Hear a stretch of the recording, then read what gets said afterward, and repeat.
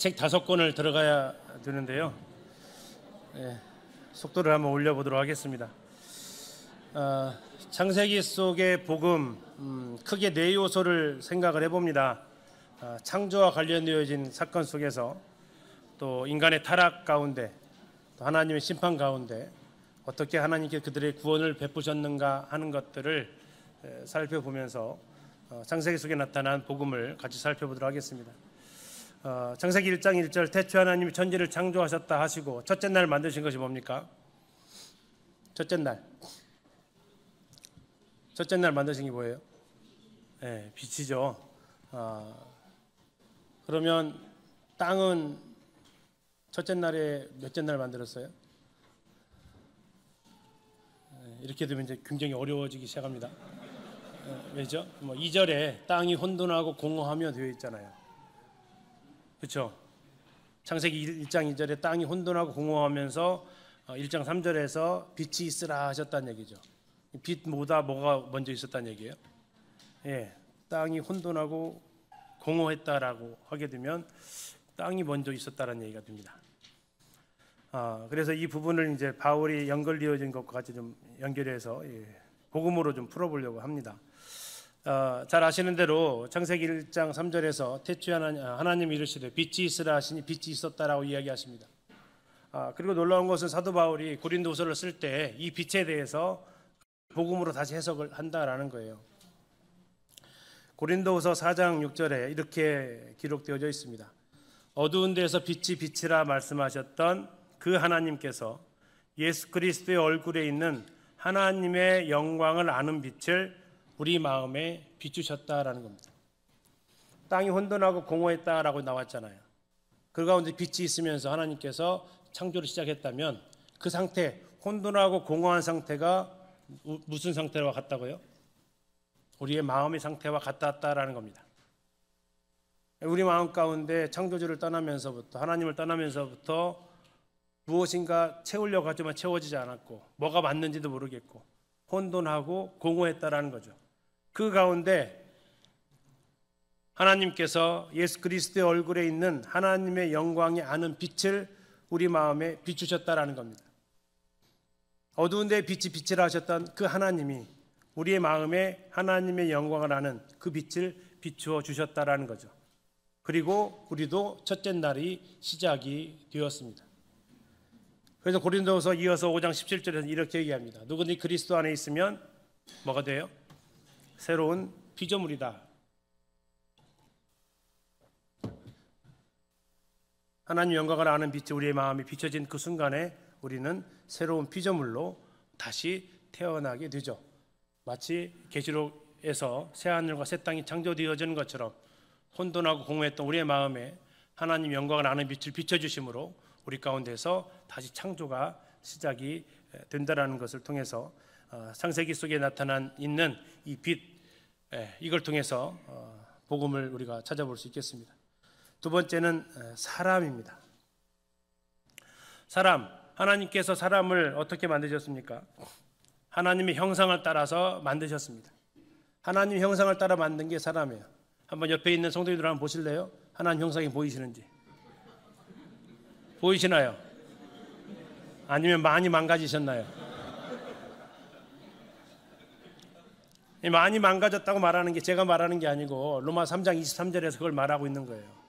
뭐라고 얘기합니까? 모든 사람이 죄를 범하였음에 하나님의 영광이 이르지 못했다라고 얘기하고 있다고요. 영광이 이르지 못했다라는 얘기는 행성과 항성이 있는 거 아시죠? 태양은 항성, 빛입니다. 달은요, 빛을 반사를 해서 우리에게 비춰주는 거잖아요. 하나님은 빛이시고요. 우리는 그 달처럼 빛을 반사를 해야 되는데 제대로 빛을 반사하지 못하는 형태가 됐다라는 얘기죠. 왜? 무엇 때문에요? 죄 때문에. 그래서 하나님께서는 이 죄의 문제를 해결할 수밖에 없었다는 얘기죠. 자, 그러면 하나님 형상대로 지음받았다는 게 뭐냐? 여러 가지 해석을 얘기를 합니다. 흔히 말하는 보편적인 것만 몇 가지 말씀드리면 지정의를 가진 인격적인 존재라는 거죠. 하나님을 알 수 있게 만들었다는 얘기예요. 그러나 죄가 들어오면서 어리석은 자는 그 마음이 이렇게 하나님 없다 해버렸어요. 하나님으로 기뻐할 수 있는 사람으로 만드셨어요. 그러나 죄가 들어오면서 자기 쾌락을 추구하는 사람으로 변해버렸어요. 하나님께 순종하는 사람으로 하나님은 창조하셨습니다. 그러나 죄가 들어오면서 하나님께 불순종하는 인간이 되어버렸어요. 지정의가 완전히 뭉개져 버렸다고요. 하나님의 영광을 드러내지 못하는 존재가 되었다고요. 자율적인 존재로 하나님께서 창조하시기 위해서 선악과를 못 먹도록 시스템화하지 않으셨어요. 그러나 그들은 그 자유의지를 이용해서 하나님을 대적하는, 하나님과 같이 되려고 하는 시도를 하고 있죠. 하나님은 그들을 영원한 존재로 창조하셨습니다. 그러나 죄가 들어와서 그가 죽음을 맞이하게 됩니다. 하나님은 사람을 존귀하게 지으셨습니다. 그러나 시편에 기록된 대로 종기에 처하나 깨닫지 못하는 백성은 뭐예요? 멸망하는 짐승같이 되었다라는 겁니다. 하나님의 형상대로 지음 받았는데 죄가 들어오면서 많이 망가졌어요. 우리의 모습이. 그런데 하나님께서 우리 안에 빛을 비추시면서 새로운 사람을 창조하셨다고요. 무엇을 기대하시면서요? 로마서 8장 29절을 기대하시면서, 로마서 8장 29절, 하나님이 미리 아신 자들을 또한 그 아들의 형상을 본받게 하기 위하여 미리 정하셨다. 아들의 형상을 본받도록 하기 위해서 하나님께서 하셨다. 다시 회복시키고자 하셨다라는 겁니다. 하나님의 형상으로 우리를. 타락 가운데서의 복음의 요소를 보면 타락의 주범인 뱀이 등장하게 됩니다. 뱀은 여호와 하나님이 지으신 들짐승 중에 가장 간교하다라고 기록되어져 있습니다. 그리고 계시록에서는 그 정체를 밝힙니다. 그 정체가 뭡니까? 사탄이고 마귀라고 이야기하고 있습니다. 그는 영원한 불못에 던져질 존재입니다. 그가 사람에게 첫 번째는 하나님의 말씀에 대한 의심을 던져줍니다. 뭐라고 얘기합니까? 하나님이 참으로 너희더러 동산의 모든 실과 나무를 먹지 말라 하시더냐? 하나님 말씀을 의심하게 합니다. 참으로 넣어서. 두 번째는 하나님의 심판에 대해서 의심하게 합니다. 어떻게 합니까? 결코 죽지 않아. 그것을 따먹어도 결코 죽지 않아 라고 그는 거짓말을 하죠. 세 번째로 하나님의 선하심에 대해서 하나님 좋은 분이 아니다라고 거기에 대해서 의심 갖게 합니다. 야, 이거 따먹으면 너희들도 선악을 알 줄 하나님이 알고 너희들은 못하게 좋은 건 하나님만 취하려고 못 먹게 한 거야. 말씀을 의심하게 하고 하나님의 심판을 의심하게 하고 하나님의 선하심을 의심하게 만들었던 게 바로 저 뱀의 정체였고, 오늘날도 이 사탄은 이와 같은 일들을 계속해서 하고 있다라는 겁니다. 하나님을 못 믿는 사람들의 상황을 보면 이 세 가지에 연관되어져 있음을 볼 수 있습니다. 두 번째는 선악과의 문제입니다. 하나님께서는 창세기 2장 17절에서 선악을 알게 하는 나무의 열매는 먹지 말라고 하셨어요. 먹으면 어떻게 된다고요? 반드시 죽는다고 얘기하십니다. 그런데 이것을 먹었어요. 가끔 이야기합니다. 두 가지 질문하죠. 그거 만들어서 먹을 줄 알았어요? 몰랐어요? 이렇게 질문하는 사람들 하나 있고요. 또 하나 질문은 뭡니까? 아니 그거 하나 먹었다고 쫓아내요? 이런 식으로 질문합니다. 그러나 성경에서는 분명히 호세아서에서 뭐라고 얘기했냐면요, 그들은 아담처럼 언약을 어기고 거기에서 나를 반역했다라고 성경은 기록하고 있다라는 겁니다. 이 선악과를 통해서 하나님께서는 아담과 언약을 맺으셨다라는 거예요. 언약. 근데 이것을 먹으면 무슨 죄라고요? 반역죄를 했다라는 겁니다. 반역은 한 번 해도 용서해줘요? 절대 용서가 안 되는 겁니다. 무슨 반역죄였습니까? 내가 하나님과 같이 되려는 그런 시도를 했다라는 거죠. 놀라운 것은요, 선악을 알게 하는 나무의 실과는 먹으면 어떻게 된다고 했어요? 죽는다고 했어요. 신약에 와서요, 예수님께서 먹으면 죽는 게 아니라 먹으면 살 것을 말씀해 주셨어요. 뭘 먹으면 살아요? 힌트 요한복음 6장이니까 뭐겠어요? 내 살을 먹고 내 피를 마시는 자는 영생을 가졌고 마지막 날에 내가 그를 다시 살리겠다 하셨습니다. 떡과 잔 아닙니다. 떡과 잔 먹어야 영원히 산다는 게 아니에요. 예수님과의 인격적 관계가 다시 정립이 되어진다라는 그 관계를 말하고 있는 겁니다. 창세기에서 따먹으면 죽는다라고 말했던 그 하나님이 이제 복음서에서는 어떻게 산다고요? 내 피를 먹고 내 살을 먹고 내 피를 마셔야 산다라고 이야기하시면서 하나님께서 살 길을 열어주셨습니다. 세 번째는 가죽옷 사건입니다. 잘 아시는 대로 여호와 하나님이 아담과 하와에게 지어 입혀주신 옷이 가죽옷입니다. 원래는 그들은 무엇으로 치마를 했어요? 무화과 나무 잎으로 치마를 했습니다. 그러나 하나님께서 그것의 한계를 아셨기 때문에 가죽옷을 지어 입히셨습니다. 가죽은 어디에서 나옵니까? 짐승에게서 나옵니다. 그럼 가죽옷이 나오려면 짐승이 죽임을 당해야 했다라는 거죠. 아담과 하와가 입었던 무화과 나무의 옷은 이사야서의 말씀을 비교하면 더러운 옷이었습니다. 이사야 64장 6절에 대저 우리는 다 부정한 자 같아서 우리의 은은 다 더러운 옷 같으며, 우리의 은은 다 더러운 옷 같다라는 겁니다. 아무리 우리가 을을 쌓으려고 해도 인간이 만지는 그 모든 것마다 다시 더 더러워진다라고 하는 것을 말씀하고 있죠. 그래서 하나님께서 우리에게 옷을 입혀주신다라는 겁니다. 아담과 하와에게 가죽옷을 입혀주셨다면 오늘날 우리에게는 무슨 옷이 입혀져 있습니까? 갈라디아서 3장 27절에서 누구든지 그리스도와 합하기 위하여 세례를 받은 자는 그리스도로 옷 입었다라고 말씀하고 있습니다. 우리에게는 그리스도의 옷이 입혀졌다라는 겁니다. 우리의 선한 행위로 만들어진 더러운 옷이 아닙니다. 나의 의를 따라서 만든 그 옷이 아니라 예수 그리스도의 옷이 우리에게 입혀졌다고 주님은 말씀하고 있습니다. 벌거벗었다는 것, 이것은 성경에서 계속해서 말씀하고 있는 테마 중에 하나인데요. 창세기 2장 25절에서 아담과 아내가 벌거벗었으나 부끄러워하지 않았다라고 얘기하고 있어요. 그런데 도대체 무슨 일이 벌어졌기에 부끄럽지 않았던 그들이 누가 보고 있었어요? 두 사람 말고 아무도 없었잖아요. 그런데 왜 그들은 벌거벗은 것을 부끄럽다고 했냐라는 거죠. 창세기 3장에 보면 누가 너의 벌거벗었음을 알려주었냐라고 얘기하십니다. 누가 알려줬을까요? 사탄이 알려줬겠죠. 너희들 지금 벌거벗었다. 너희들 벌거벗었다라고 지금 사탄이 송사를 하는 겁니다. 그래서 이 사건이 노아 홍수 이후에 그 노아의 그 아들들의 행동에서 다시 한번 언급이 됩니다. 노아가 포도 농사해가지고 많이 드셔가지고 이렇게 취하셨잖아요. 술을 드시면 열이 나나 봐요. 안 먹어봐서 모르겠는데 열이 나면 이렇게 옷을 좀 많이 벗으셨나 봐요. 하체가 드러나도 벗으셨어요. 자, 셈과 야벳은 어떻습니까? 뭐 했어요? 뒤로 들어가서 하체를 가려줬어요. 그런데 함은요, 이것을 떠벌리고 다녔어요. 그 부끄러움을, 그 하체를 아담과 하와는 어떻게든 가리려고 치마를 했잖아요. 하나님은 그것을 가리기 위해서 가죽옷을 입혀주셨고요. 그런데 그 하체에 다시 드러난 그 하체를 벗어버리는 노아가 벗어버린 그 하체를 셈과 야벳은 뭐 했어요? 덮어줬다고요. 함은 떠벌리고 다녔고요.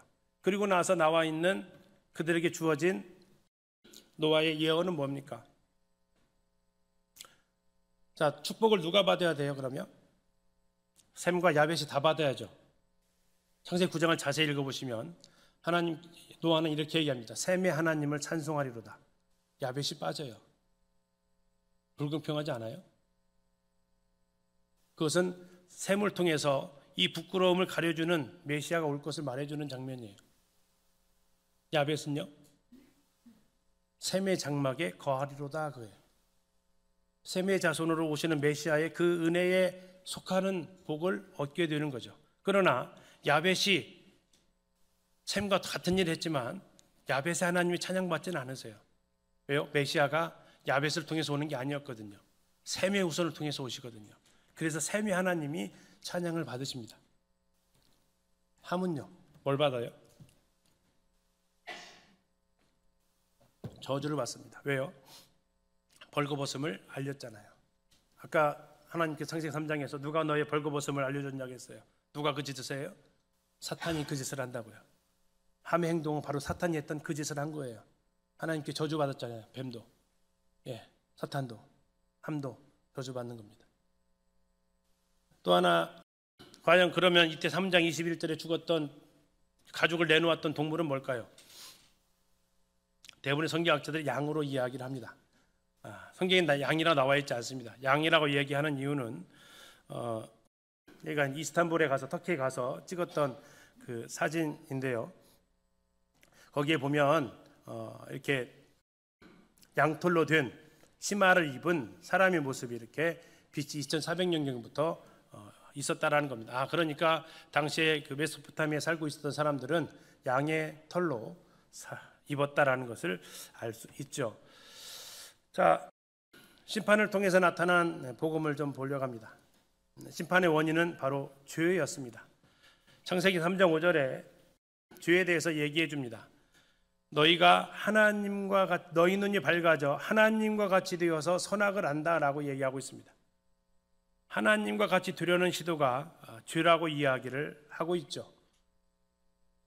자, 그런데 눈이 밝아졌습니까? 그들이요? 어둠 가운데서 빛을 보는 것하고 빛 가운데서 어둠을 보는 것이 있습니다. 어떻게 차이가 있습니까? 어두운 곳에 있으면서 밝은 빛을 보는 것하고 밝은 빛 가운데 어두운 것이 보이는 것하고, 지금 하나님은요 빛 가운데서 어둠을 보셨어요. 그러나 지금 그들은 이제 어두움 가운데서 빛이 되신 하나님을 보시게 되는 거예요. 눈이 밝아졌다고 이야기를 하지만 그것이 일부는 맞을 수도 있겠지만 빛을 볼 수 있는 그 눈이 이제 그들은 치명상을 입은 거죠. 그래서 이사야서 59장 2절에서 이렇게 얘기합니다. 오직 너희 죄악이 너희와 너희 하나님 사이를 갈라놓았다고 이야기를 합니다. 이 죄가 더 이상 하나님과 함께할 수 없는 사이가 되어져 버린 것을 말씀하고 있고, 그 죄의 양상이 로마서에서 아주 적나라하게 등장하고 있습니다. 특히 로마서 1장에 보면 하나님께서 내버려뒀다라는 표현이 3번에 걸쳐서 나옵니다. 하나님께서 그들의 죄 짓는 모습을 그냥 방치하셨다라는 듯한 표현입니다. 하나님을 떠나서 마음대로 살아가고 있는 그 죄, 다시 말하면 내가 하나님 되어서 행하고 있는 그 많은 죄 가운데서 그들은 하나님으로부터 떨어져 나갔다라는 거죠.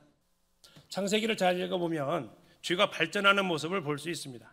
아담과 하와는 죄를 범했을 때 뭐 했습니까? 숨었습니다. 가인은 동생 아벨을 죽이고 어떻게 했습니까? 아담아 네가 어디 있느냐 했을 때 아담은 내가 벌거벗었으므로 두려워하여 숨었나이다라고 했다고요. 가인은요 뭐라고 했다고요? 내가 내 아우를 지키는 자입니까? 하면서 하나님 앞에 전혀 죄의식이 없어져요. 아담을 통해서 땅은 저주를 받는다라고 하나님 선언하셨습니다. 땅은 너로 말미암아 저주를 받는다라고 했어요. 근데 가인에게는 뭐라고 하십니까? 네가 땅에서 저주를 받을 것을 말씀하고 있어요. 죄가 이렇게 커져가고 있다는 겁니다. 그리고 오늘날까지 죄는 계속해서 커져가고 있습니다.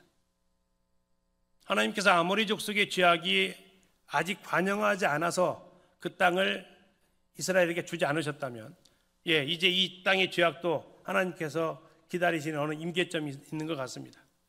그거 차면 끝나는 거죠. 근데 지금 상황은 보면 거의 다 찬 것처럼 우리는 알 수 있는 거죠. 두 번째, 인간에게 찾아온 죽음입니다. 3장 24절에서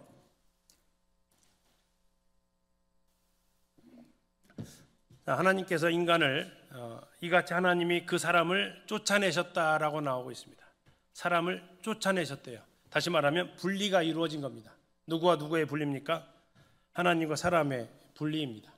그리고 에덴 동산 동쪽에 그룹들과 두루두는 불칼을 두어서 생명나무의 길을 지키게 하십니다. 접근하지 못하도록 분리시키는 거죠. 이 일로 인해서 히브리서 9장 27절에 결코 변할 수 없는 하나의 명제가 형성이 됩니다. 한 번 죽는 것은 사람에게 정해졌다고. 사람이 왜 죽습니까? 죄 때문에 죽는다. 맞지만 정확히 맞지는 않습니다. 사람이 죽는 이유는 뭡니까? 하나님이 그렇게 정하셨기 때문입니다. 사람은 태어나면 죽도록 정해져 있습니다. 혹자는 그걸 운명이라고 말하지만 성경은 그것을 죄의 결과라고 밝히 말씀하고 계시는 거죠. 그리고 끝납니까? 한 번 죽는 것은 사람에게 정하신 것이요. 끝납니까? 그 뒤에는 뭐라고 얘기합니까? 그 후에는 심판이 있으리니. 그 심판은 무슨 심판입니까? 백보자 심판을 얘기하고 있죠. 마태복음 25장 41절에 기록되어져 있는 저주를 받은 자들아 나를 떠나 마귀와 그 사자들을 위하여 예비된 영영한 불에 들어가라라는 그 심판을 받게 된다는 겁니다. 나를 떠나 이렇게 나와 있습니다. 저주를 받은 자들아 나를 떠나. 누구랑 분리된 겁니까? 하나님과 분리되어진다라는 겁니다. 죽음은 숨이 멎은 것만을 이야기하지 않습니다. 분리되어진 겁니다. 죽음이 찾아오면 우리는 그 사람과 함께 할 수 없습니다. 아무리 사랑하는 부모라 하더라도, 아무리 사랑하는 자식이라 하더라도 죽음이 찾아오는 그 순간 분리되어질 수밖에 없는 게 죽음이 가지고 있는 힘이죠. 그리고 그는 하나님 앞에 서게 된다라는 겁니다. 그리고 그 앞에서 하나님을 떠나서 이제 영원한 지옥에 들어갈 심판, 하나님으로부터의 영원한 분리가 되어지는 곳, 그것이 바로 지옥이라고 성경은 말씀하고 있습니다. 구원에 대해서 구원 베푸시는 손길을 좀 보도록 하겠습니다.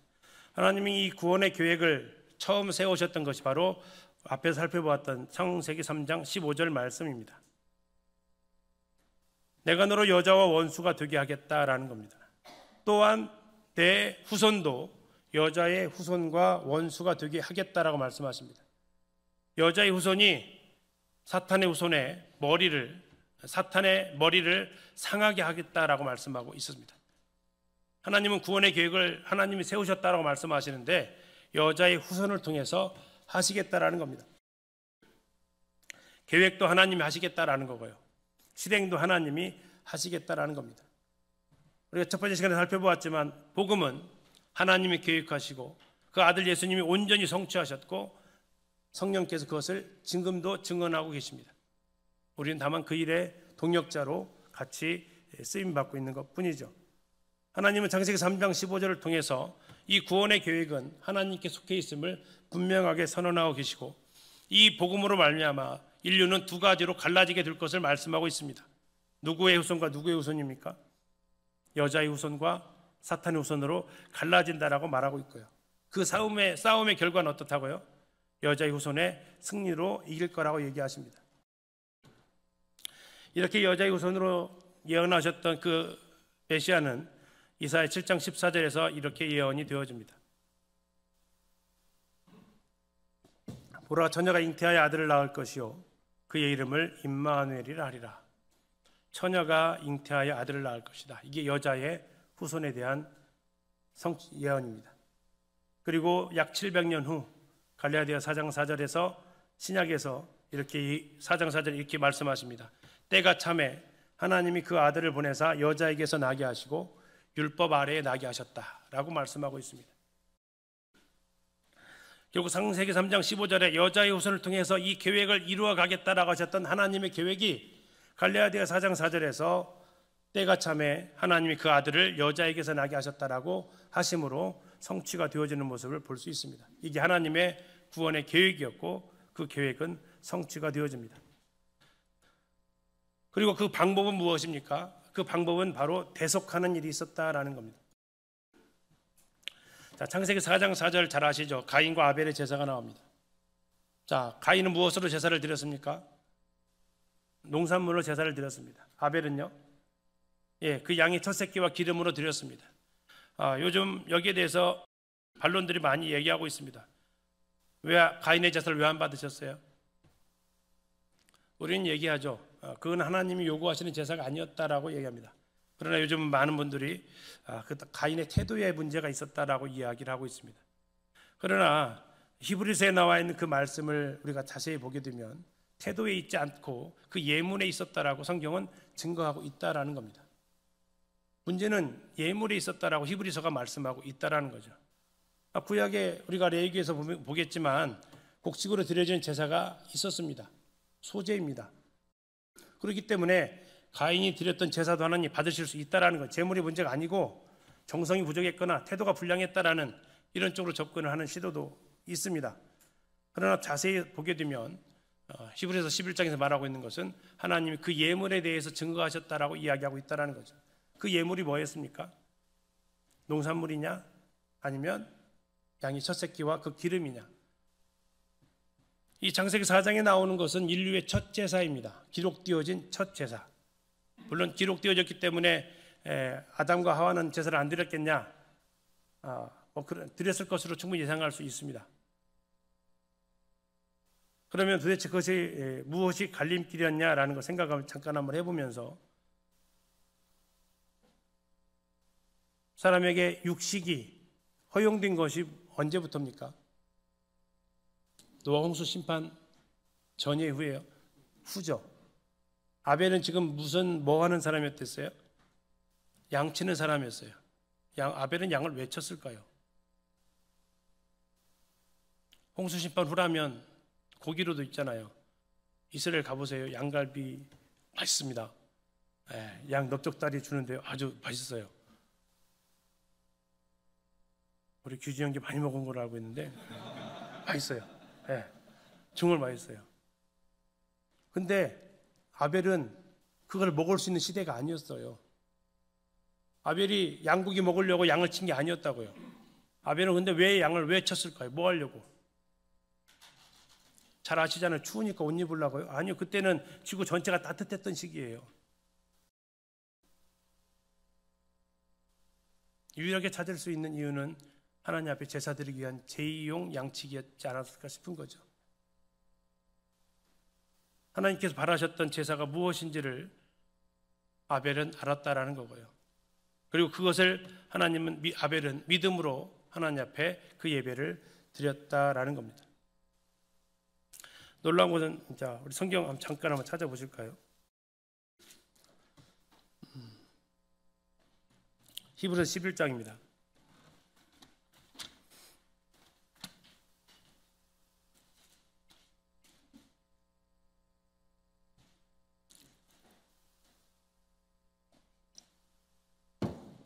(11장 4절입니다) 믿음으로 아벨은 가인보다 더 나은 제사를 하나님께 드림으로 의로운 자라 하시는 증거를 얻었으니 하나님이 그 예물에 대하여 증언하심이라.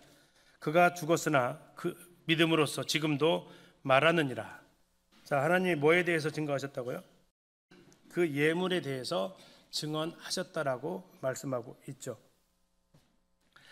자, 그래서 하나님께서 예물로 드려졌을 때, 다시 창세기로 잠깐 가서 보시면 4절 보시겠습니다. 아벨은 자기도 양의 첫 새끼와 그 기름으로 드렸더니 여호와께서 아벨과 그의 제물은 어떻게 하셨다고요? 받으셨다라고 나와 있습니다. 자, 이 단어가 굉장히 중요한 단어인데요. 받으셨으나 이겁니다. 받았다라는 겁니다. 자, 자기 부모들은 어디에서 쫓겨났습니까? 3장 24절에서 이같이 하나님이 그 사람을 뭐 하셨다고요?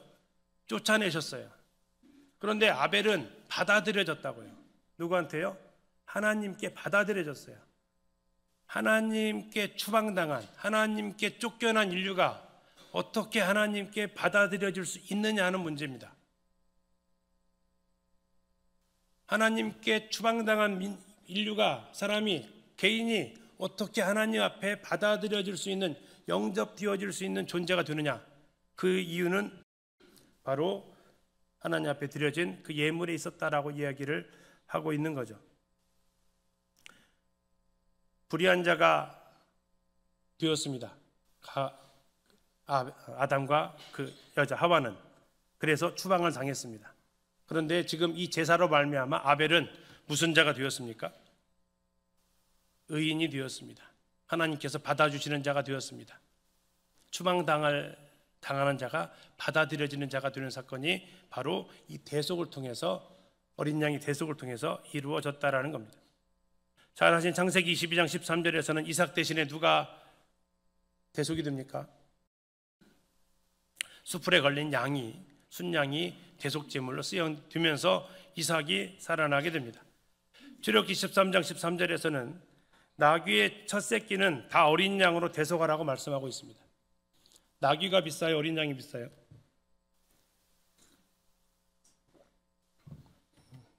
팔아보신 적이 없으시죠? 나귀가 비쌉니다. 자, 그런 나귀를 살리려면 뭘 해야 된다고요? 어린 양이 죽어야만 된다고요. 이걸 두 군데에서나 말씀하고 있는데요. 나귀의 첫 새끼는 다 어린 양으로 대속할 것이오라고 얘기하였습니다. 나귀가 살 수 있는 유일한 길은 뭐예요? 어린 양이 대속이라고요. 그럼 나귀가 누구예요? 나귀가 누구냐고요? 자백하세요. 나귀가 누구예요? 나라고요. 나. 나귀처럼 고집 세고 들이받기 잘하고 제멋대로인 게 나라고요. 근데 나를 대속하려면, 내가 살려면 누가 대속제물이 되어야 된다고요? 어린 양으로 대속해야 된다고요. 어린 양이 누구세요? 예수 그리스도 그분이라고요. 이 대속의 비밀이 거기에 있는 겁니다. 어떤 분을 이 두 가지 중에 어느 말이 맞나 한번 보세요. 예수님이 나를 위해서 죽으셨어요? 나를 대신해서 죽으셨어요?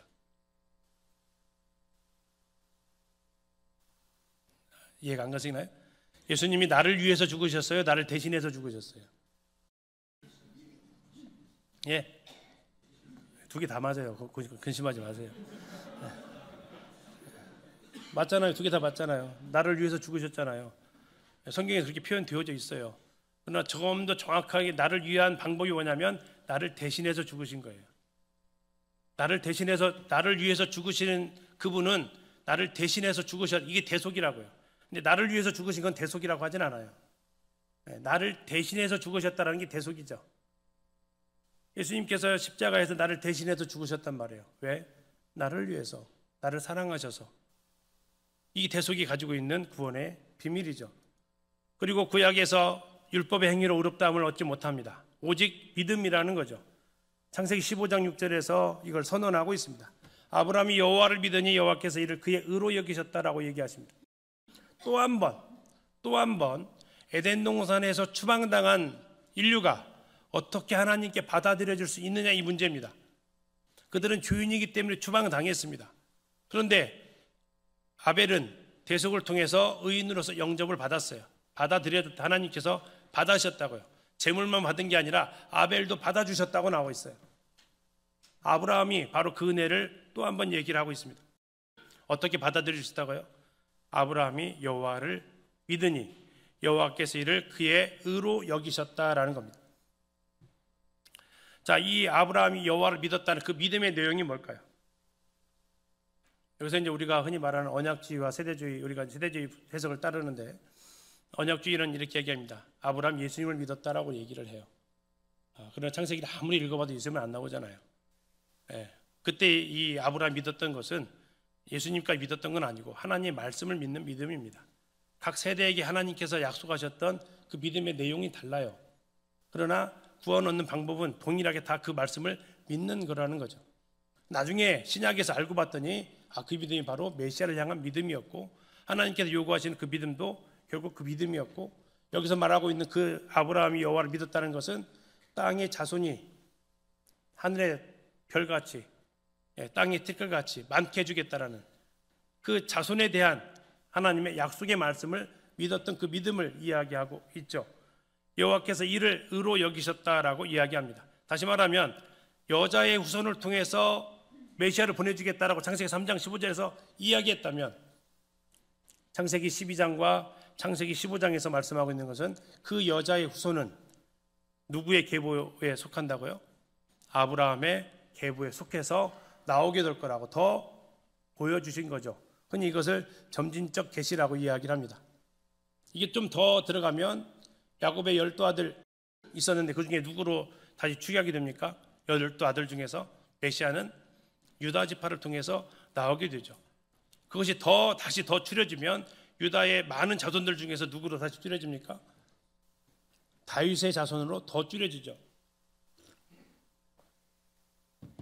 단서를 하나씩 찾아갈 때마다 퍼즐이 하나씩 맞춰지면서 무슨 그림이 나올지를 보여줄 수 있는 것처럼 성경이 하나씩 제시해주면서 메시아가 어떻게 오실지를 보여주는데 이제 퍼즐이 지금 더 완성이 됐다라는 거예요. 처음에 하나님이 제시해준 퍼즐은 여자의 후손이었어요. 이제 다시 한번 얘기해 주시는데 그것은 노아 시대의 셈의 후손을 통해서 올 것이다라고 얘기했어요. 그리고 창세기 12장에서 다시 한번 또 퍼즐을 또 주시는데 그것은 아브라함의 후손을 통해서 오실 것이다라고 얘기해요. 그리고 구약에서 아까 했던 대로 다윗의 자손으로까지 가요. 그래서 마태복음 1장 1절의 시작이 뭐예요? 아브라함과 다윗의 자손 예수 그리스도의 계보라. 이게 그렇게 나온 말씀이라고요.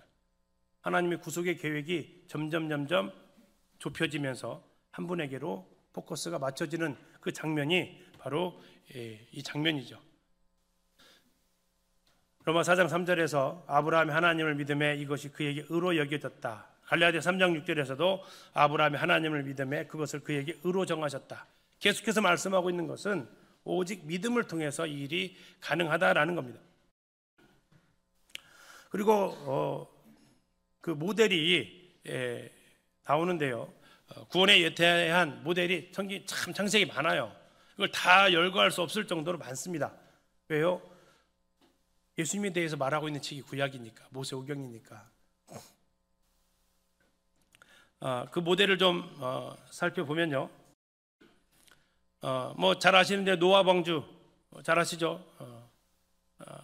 한번 잘 아시는가 다시 한번 확인 한번 할게요. 하나님께서 노아 방주를 다 만들고 노아에게 하셨던 말씀이 뭐예요? 다 모든 게 다 끝났어요. 들어가라고 했을까요? 들어오라고 했을까요? 그게 그거 같은데 모르게 따져요 또, 그렇죠? 들어가라고 했을까요? 들어오라고 했을까요? 우리 성경에서는 들어가라고 나와 있습니다. 영어 성경에는 come으로 되어져 있어요. 뭐예요? 무슨 차이죠? 들어가라는 얘기는 뭐예요? 하나님 지금 어디 계시죠? 밖에 계신 거예요. 얼른 들어가 이렇게 하잖아요. 들어오라고 하면 come은요, 하나님 방주 안에 계시다라는 거예요.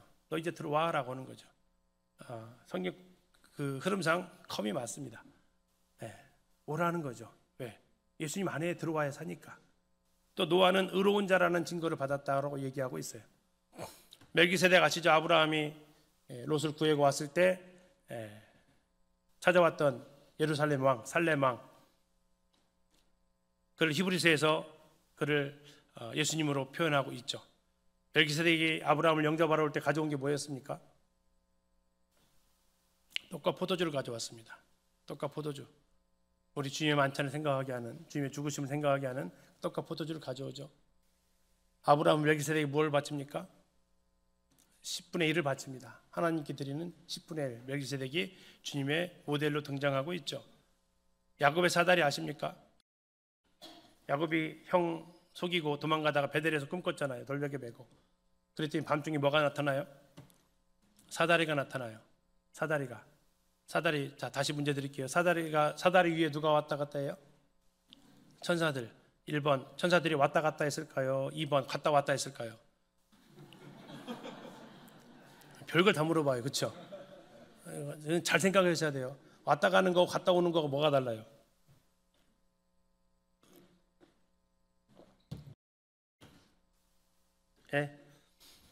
지금 전주 기린교회 성도들은 저한테 뭐라고 할 것 같아요? 잘 갔다 와 하겠죠. 그러겠죠. 그럼 성도님들은 내일 되면 저한테 뭐라고 하실 거예요? 왔다 갔네 하겠죠. 그죠? 그럼 야곱에게 있어서 천사들은 왔다 갔을까요? 갔다 왔을까요? 갔다 왔죠. 왔다 갔죠. 그래서 오르락 내리락이에요. 오르락 내리락. 올라가야 밑에 있었다는 얘기잖아요. 출발이. 내리락 하면요, 야곱이랑 같이 안 다녔다는 얘기예요. 내리락 하면, 내리락 오르락 하면.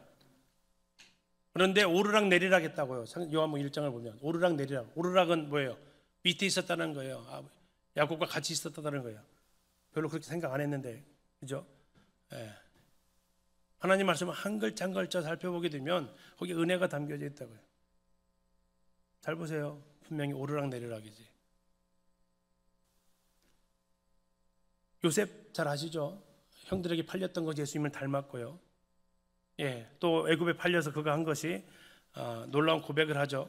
당신들이 나를 이곳에 팔았다고 해서 근심하지 마소서, 한탄하지 마소서. 하나님이 생명을 구원하시려고 나를 당신들보다 먼저 보내셨나이다. 생명을 구원하시려고 보낸 사람, 요셉. 그것은 우리 주님의 놀라운 모델이죠. 어떤 성경학자는 101가지가 예수님하고 요셉하고 닮았다고 합니다. 37장부터 찾아낸 거죠. 예수님의 모습을 찾아낸 거죠. 시편 105편 17절에서는 그가 한 사람을 앞서 보내셨으며 요셉이 종으로 팔렸도다라고 예언하고 있는데, 예수님이 종처럼 이 땅에 오셔서 섬기러 오셨잖아요.